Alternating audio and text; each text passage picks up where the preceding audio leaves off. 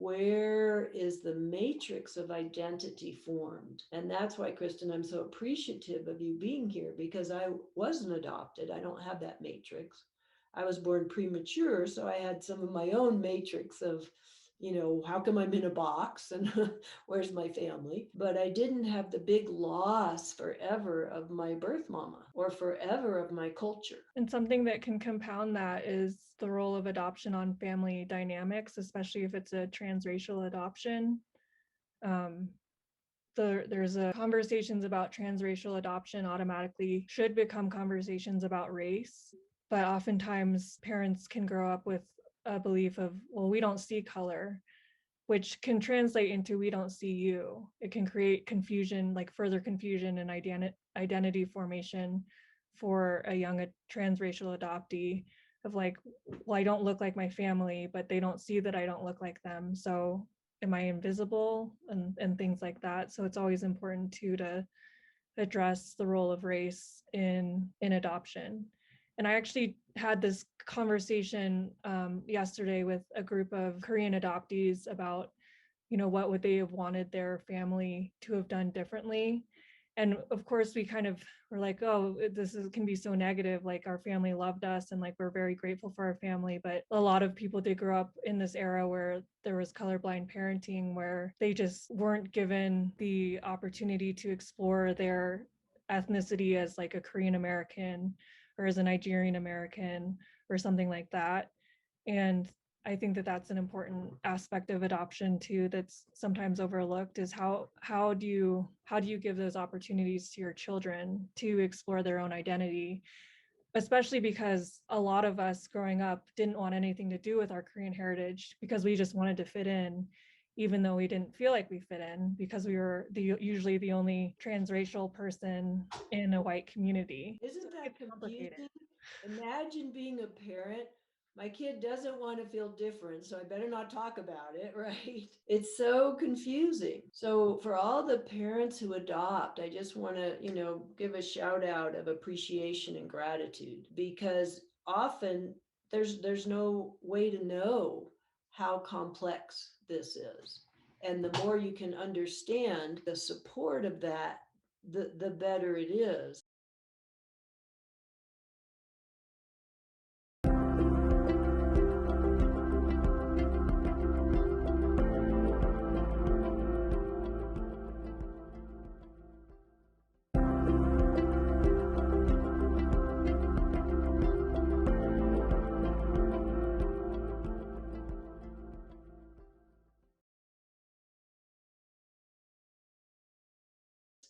And what we're not talking about, in a way, is how does one make meaning of their life and come to peace with their situation? So, not to become specialized because you're from a different culture, because you live here. So, how do you accept living here, right?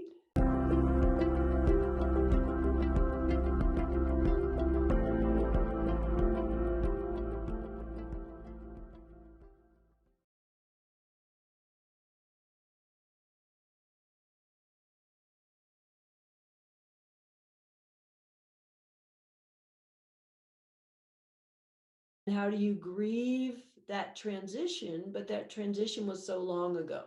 So you have to grieve it from the infant space, not from the specializing it like it's something to cling to. And that's the dilemma, because part of with adoption is there was no grief ritual for saying goodbye, where the goodbye could actually be felt and accomplished and grieved, and then there's a new hello. Often the goodbyes were sudden. Babies were just dropped off outside the nursery door. There was all kinds of no understanding, and the infant brain cannot understand that kind of a goodbye. So some of the biggest work I do with people who have been adopted, who are, rational and cognitive, not the little infants. The infants, we do it through the body. But when we're working with the ability to think and reason as well, then we have to go back and say goodbye. And sometimes there's a fear of letting go of that adoption identity. And I don't mean that it shouldn't be addressed, but if it's specialized, sometimes what happens is that interferes with the ability to let go and to accept the new life and all the challenges that it presented and all the benefits. And I remember working with one teen, and she really did not want to face that transition, not consciously, but once we got to the deep belly of what was going on, she was it was the last contact she had with her birth mother. The only contact was this story. And if she let go the story, she'd really have to find her own ground. And then what is very helpful in the healing is to talk about the soul and how your soul traveled this journey. And what a miracle that you actually found your adoptive parents and you made it all the way from a different culture to here. And so we're looking with how the adoption gets framed is really key, and being fluid enough to work with a child's needs at the level that they're expressing. And what you're saying, Kristen, so important is not to under name the different culture, but then not to overname it so the kid feels like, well, I'm different, always different, but how to bring understanding. And then if you add that to, you've got perhaps a sensory challenged child, because there's a lot of sensory overwhelm auditorily when the cultural sound is different. There's a lot of sensory pieces that need a little time. And I've worked with so many adopted, I know the stories that, like one teen I'm working with, that there were a bunch of families that went to the orphanage and they all came home on this plane of 18 hours with all the babies screaming. Now that is sensory overload, and that's a transition of time. And then sometimes those babies scream for a whole year. That's like one of my favorite illustrations of like the image of all these babies on a plane or all these babies in an orphanage, and they're all crying to have their needs met, but there aren't enough people to help them. And so slowly they learn that their crying doesn't mean anything. So they stop crying.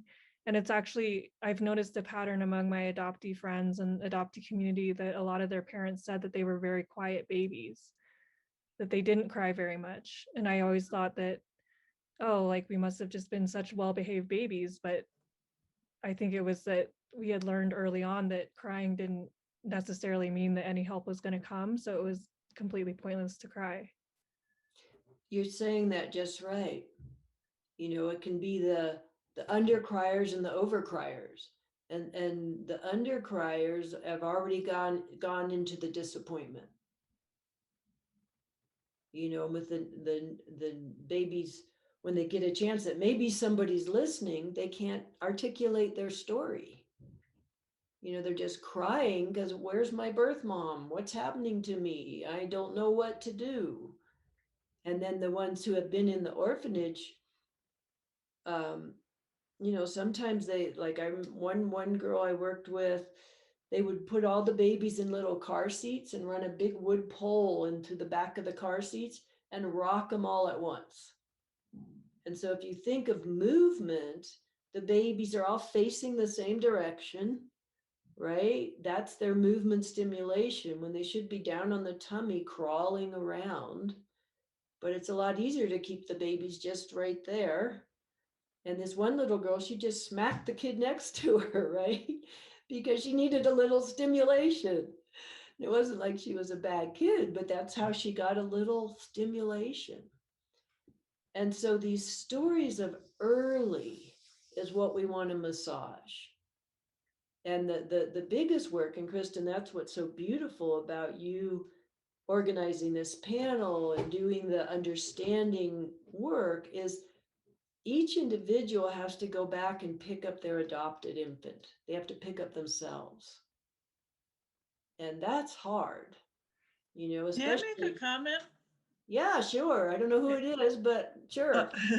Okay, my name's Jane, and I adopted a Chinese child. And after, I know the Korean adoptions were a little earlier than the Chinese, but the Chinese adoptions did realize that dealing with the culture was a huge issue. And so when we adopted, there was a group of us that adopted Chinese children, they did encourage us to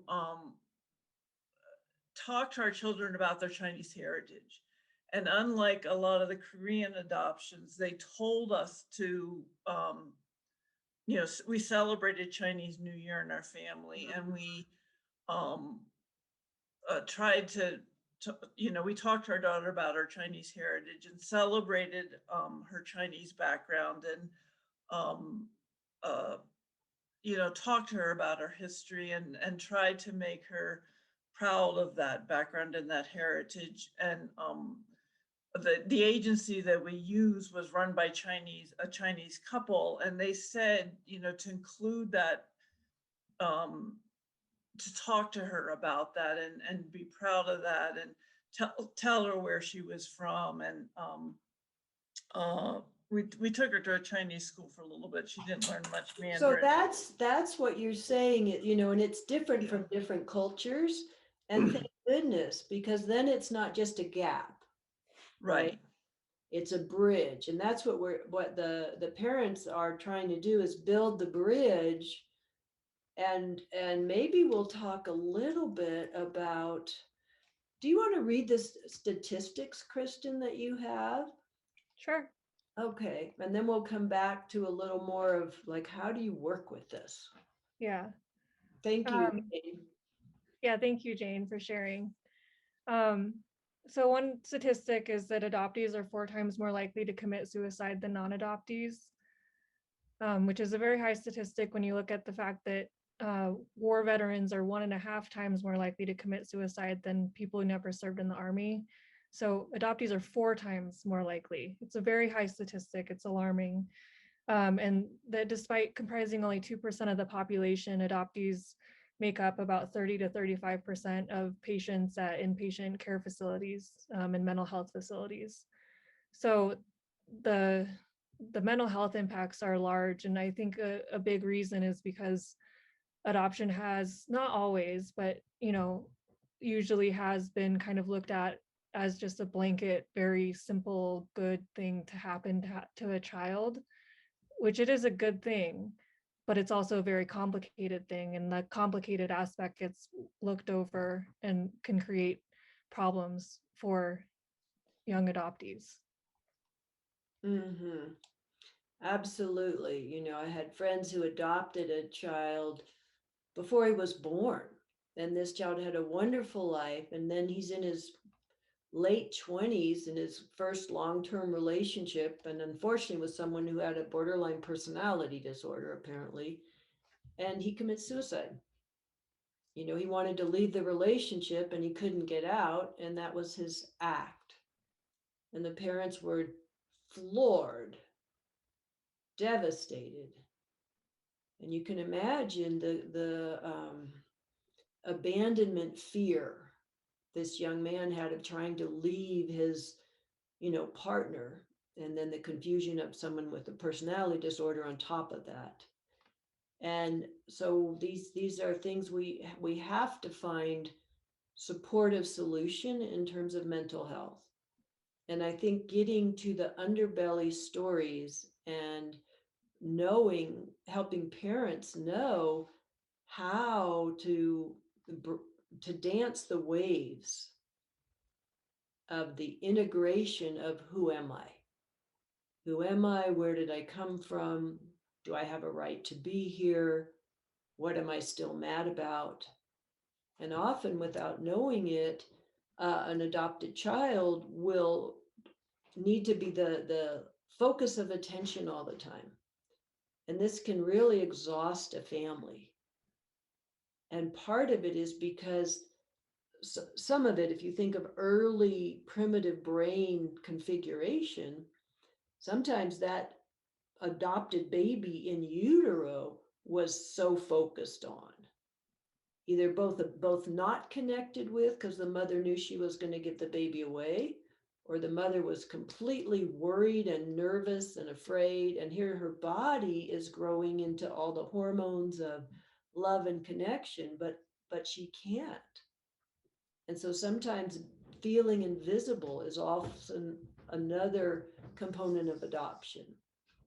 And so then the children can focus on the adoptive mom who gets the projection of the birth mom. So sometimes the adoptive mom is the kid is angry at the mom, and then the little child will side with the dad, and it kind of splits the family, like the good parent, the bad parent. Dad is safe, but mom is not. And so, I just want to name that sometimes mothers who are doing their best really have to learn how to have a little bit of tough love and not be afraid of hurting their child, but have the proper ways to set a limit so they're not the target of the child's unconscious attack. It's like, I always think of it that our body has an unfinished story. What's the story trying to be told? What's the story inside of difficult behavior? If someone is mad at their birth mom for giving them away, we better tell that story. And with the children, you do it with the stuffed animals, and you really externalize it and act it out so that the child knows, or you have a little goodbye ritual with the stuffed animals, and you bring in the birth dad because he's never mentioned. There's often a big focus on the birth mom, but what about the birth dad?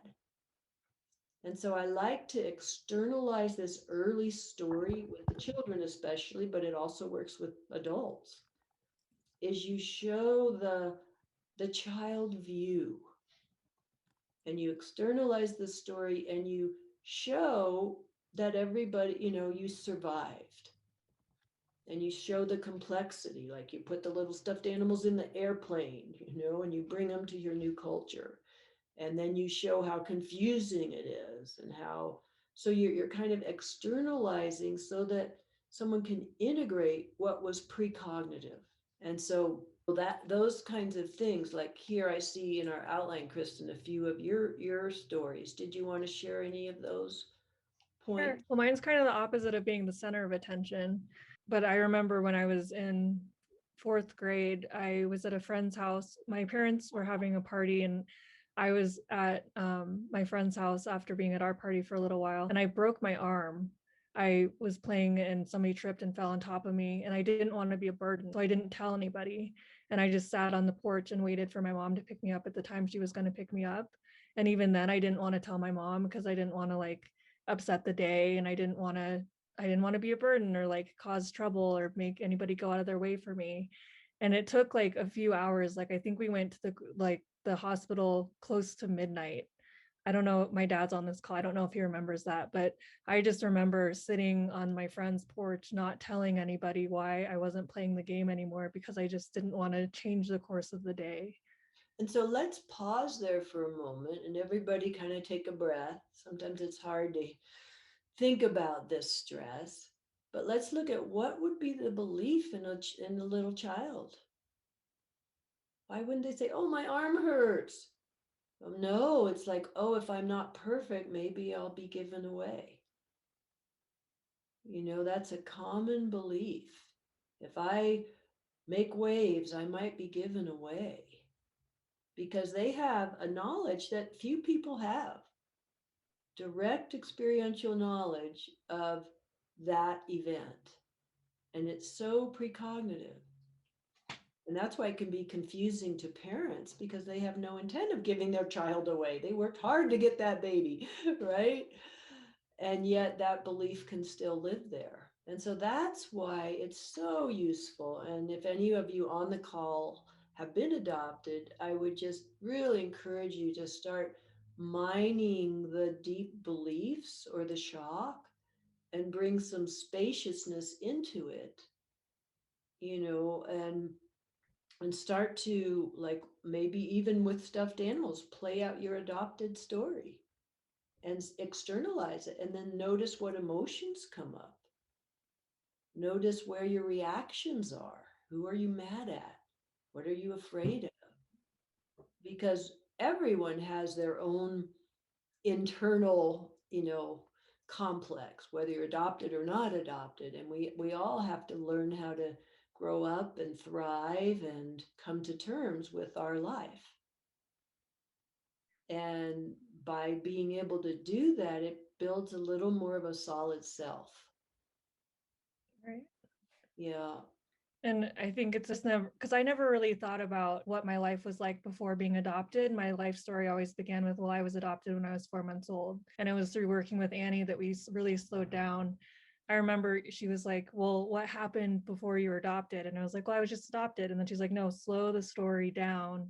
What happened? And as we slowly went through like the moments of my life before being adopted, it became very emotional for me to kind of go through and realize the extent of what I had experienced at such a young age. And so I just think it's important for adoptees to be like looking at what is the role of the adoption, what is the role of the separation before I was adopted, what is the role of the time before I was adopted. Mhm. But I also, Annie, I don't know if we should go into the last part because I think have about a little less than 20 minutes left, and we want to leave time for Q&A. Yeah, why don't I guide the little, do you think we should do the little guided thing first and then the Q&A? What's your sense, honey? Yeah, let's do that.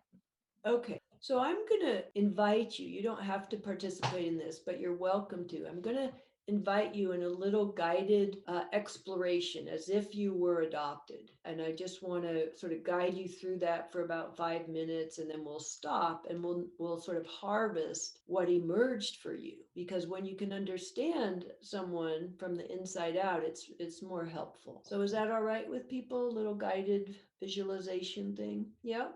Okay. So you can close your eyes and take a breath. Oh, and it's okay to keep your eyes open and watch if you prefer. Either way is fine. And just imagine, here you are. You kind of can tell you have a body. You feel the weight of yourself in your chair. And when you try to orient, that's what helps us feel safety. It's a very deep biological principle, the ability to orient. And imagine here you are, and you all of a sudden you realize, gosh, I don't know where I came from. I know I exist, but I have no idea where I came from. And just notice what that feels like. No idea. Whoa, where did I come from? And then feel this sort of instinct, whether it's in your head, your heart, your gut. Who's my mother? Like, who are you? Or, wow, I have no idea about my father. I don't know whether they're alive or dead.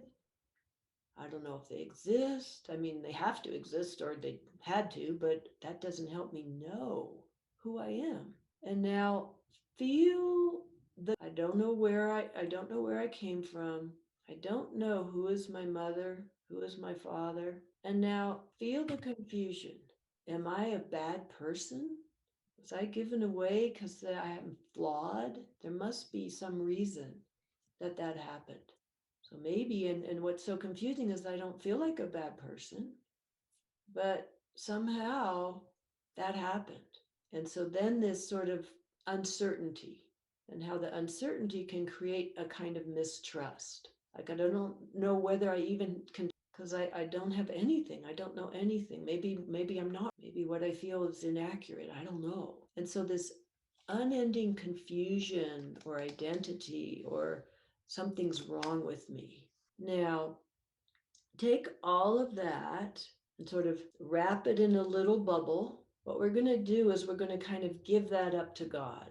When we have these deep complexities we can't figure out. So I don't want you to carry any residual trauma participating in this guided thing. So I want you to take all of that and help it deepen the understanding in your heart and in your mind and in your gut. And then I want you to sort of send that up as a prayer. And maybe, we pray for the benefit of all who have confusion about their place with God, their place in the world.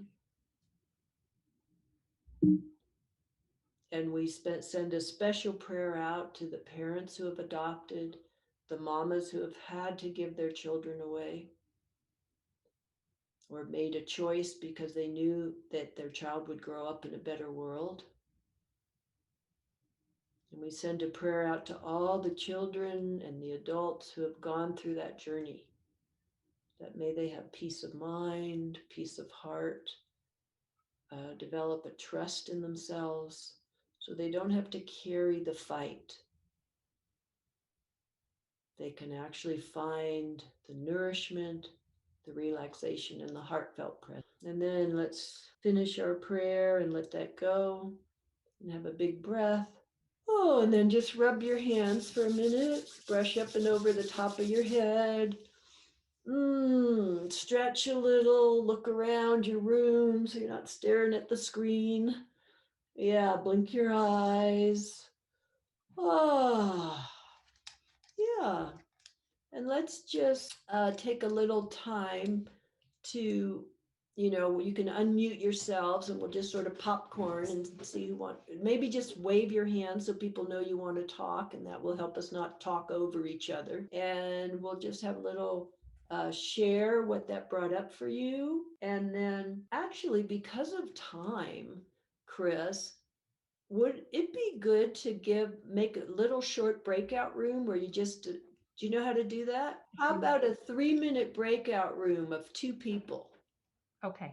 So people have just a moment to share what came up for them. That will make them more accessible for the rest of the lecture. It's just a chance to share what came up for you with your neighbor, and then we'll all come back together. Yeah, people are arriving back. Welcome back. Welcome back, everybody. Can you hear me all right? Thumbs up? Yes. Yeah, here. Okay, good. I hope that was gave you a chance to just integrate some of that experience. My wish is that you understand how confusing it is, and that the ability to orient is a primal instinct and need. And so if you can help someone orient to who they are in time and space, in place. Chris was saying how did Kristen find you? And I was sharing that I had worked with some adopted children, and Kristen, you were nannying for them. And so it was this circuitous leap of faith in a way. And that's kind of where grace of God is such an important part also in this healing. And so I want to just say that I will be presenting an online course on adoption specifically in the fall. It's taken me about 3 years to gather what can I share, and it'll be for therapists or families, but I'll let the church know about that when the time is ready. I just wanted to, if there's anything anyone wants to ask or say, we have time for just a few little bits. And I think we're going to let some new people speak. Yeah, who haven't spoken yet. Go ahead. Lua. Hey, you mentioned that there was a person who was dating someone with borderline personality disorder and then they unfortunately killed themselves. Yeah, that was tragic. Yeah. Were you saying that like because they were dating someone who had borderline personality disorder, that was a part of why they killed themselves? I'm saying that is a very unusual circumstance, and that attachment is so key with adoption, feeling safe enough and to attach. And so when this young man started to say, I'm ready to leave you, the escalation in intensity and craziness made it really hard. Mm-hmm. Fortunately, with that personality disorder, it's very hard to leave. Mm-hmm. Yeah, I just wondered about it because I don't know if I have it. I've like looked it up and I have symptoms of it, but yeah, I've read that it is hard to like leave and stuff when you're had that Yeah. particular And you one. might, there's a wonderful book called Understanding the Borderline Mother. It's in the Boulder Public Library. It was just instrumental to see a little bit more about that. And sometimes you're not that personality, but you may have been raised by somebody who was. Mhm. And so those could be some resources. Other question? Yeah. Nancy?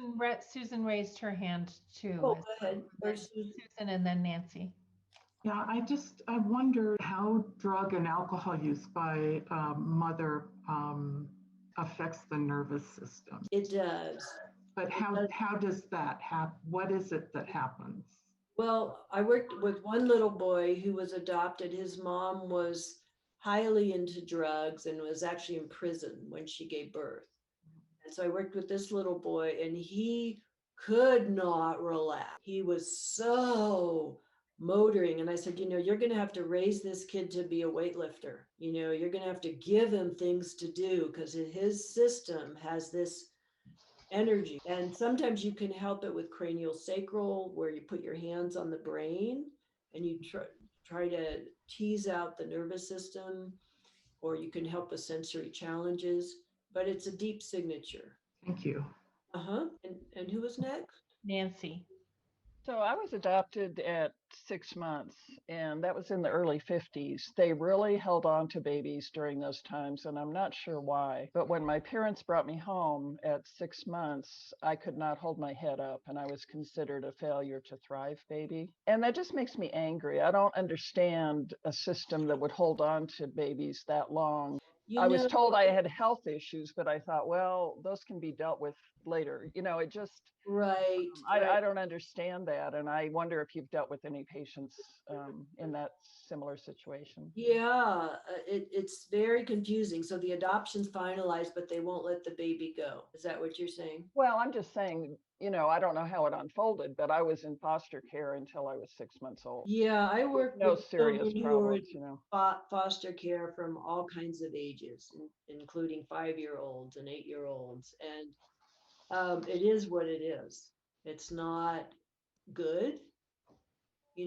Thank goodness there was some care. And how does one integrate that experience? Because if you're still a little mad about it, I'm a lot mad about it. well, if you're a lot mad about it, that energy can become personal power once you let go of what it's attached to.